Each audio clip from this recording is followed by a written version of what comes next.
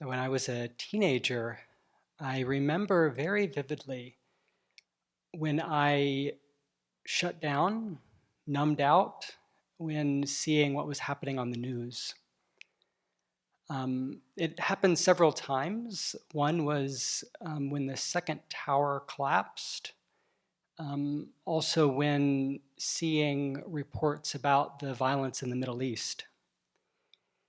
And I remember so clearly having this mind of just not wanting to acknowledge the suffering that I was witnessing. I couldn't go there mentally. And what I think had happened and was happening, and to some extent is still happening, is being desensitized to violence by seeing so many horror movies and enjoying that, actually, really getting a thrill, just being so cut off from the suffering of others. And so I thought of two ways that this happens. I mean, there's more than that, but one is that thinking it's not about me. This has nothing to do with me, right? These people in the Middle East are getting killed, and it's happening all the time, and it doesn't have anything to do with my life. And then when I compare that to what I've learned about karma, I see that is totally not true. In this life, I have deliberately killed other sentient beings, insects, and many fish, and other sea creatures. The result of that is, one, having a short life, also being in an environment that is violent, having the tendency to do it again, so maybe killing human beings. So it does have something to do with me. And then the other side of it is when I do perceive suffering, it's very close to home, like it's my own mental pain. Then there's a tendency to reject it, to push it away, to run away from it. But then I have to also come back to the Buddhist worldview and ask myself, have I created non-virtue? And if so, then of course I'm having pain. And so instead of rejecting, acknowledging, accepting. So I have seen that the suffering that I perceive in this life, in the realm of human beings and in animals, is very limited. And even with that amount of suffering, I have trouble dealing with it. So during this retreat, I've been thinking about, well, what does Chenrezig see? What is the suffering that Chenrezig is perceiving? And how are the enlightened beings responding to that? And so this corresponded with what Geshe Topke has been teaching, which is the 12 links of dependent origination, and also in terms of the wheel of life. And so thinking about Chenrezig seeing that, Chenrezig seeing sentient beings, all the 6 classes of sentient beings in the desire realm, overwhelmed by the 3 poisons of ignorance, attachment, and anger, cycling continuously on the basis of the 12 links. That's what Chenrezig is seeing. And then I thought, well, do I really take this seriously? Do I take the Buddhist worldview in its vastness, in its complexity, seriously?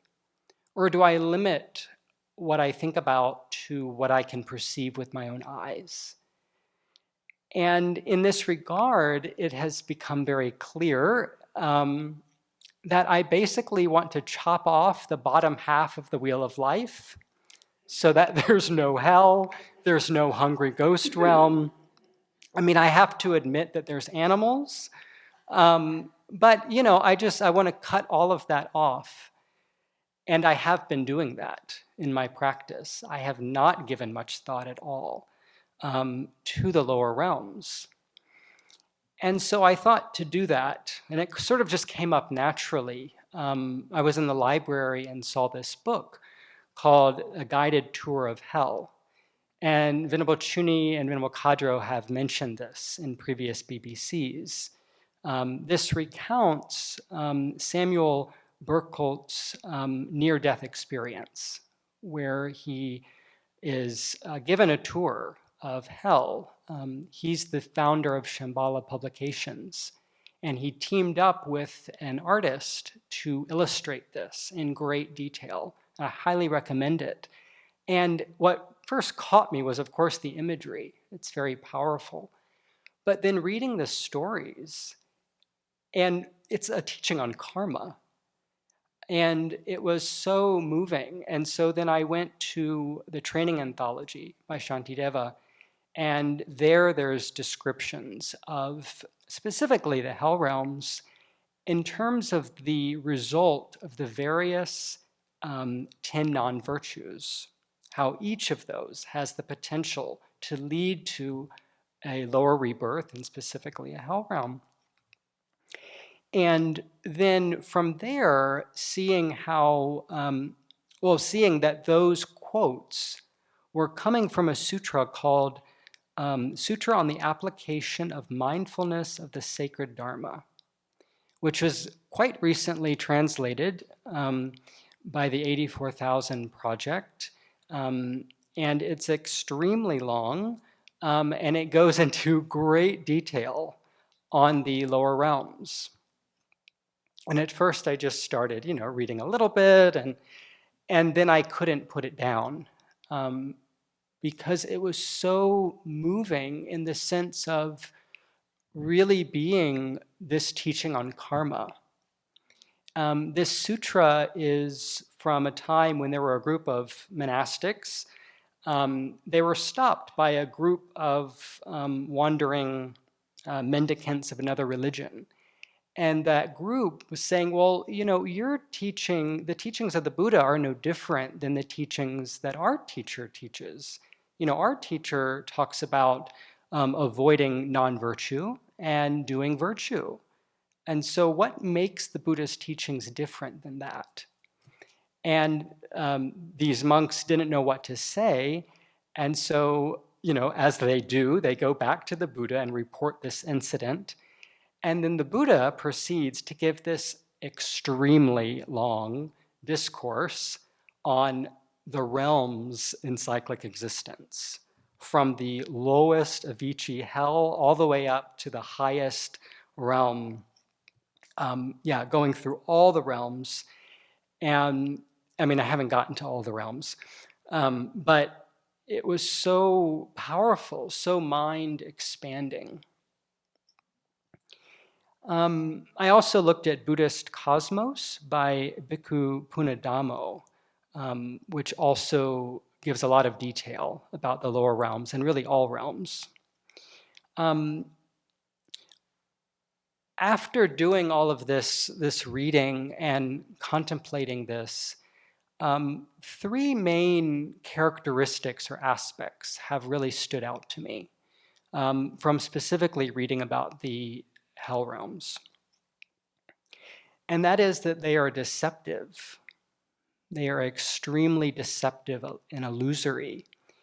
In that at the time of death, the moment of death, when craving, clinging, and renewed existence are taking place, one experience that's described is that the person feels very cold and they long for heat, and that propels them into a hot hell. The other one, which is even more shocking, was that they perceive a beautiful city and they wish to live in that city, and that propels them to take rebirth in a hell realm, which they've misperceived as beautiful, as attractive, as alluring.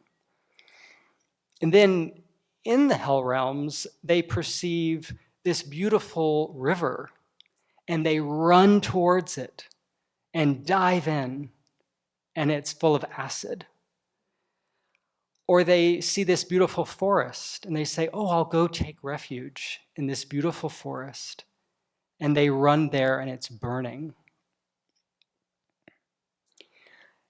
And so this was like, oh my gosh, this is horrible. It's horrible because it's deceptive. And it's not just the hell realms that are deceptive, it's all of cyclic existence.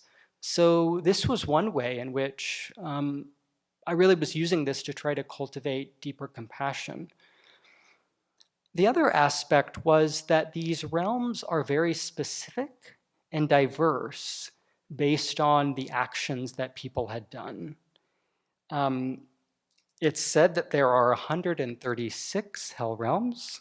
When you take 8 and then they have 16 neighboring hells, so that makes 136. And that was just, again, mind expanding to see that it's not this two-dimensional realm that we hear about in other religions that I heard about, but it's based on what was in the minds of sentient beings. What human beings did to other human beings or to other sentient beings created the environment and created their experience down to the very smallest detail. So that was also shocking. And again, it's something we've heard before, but to read it in such detail, it was really, really powerful. And then the last one, that it is repetitive.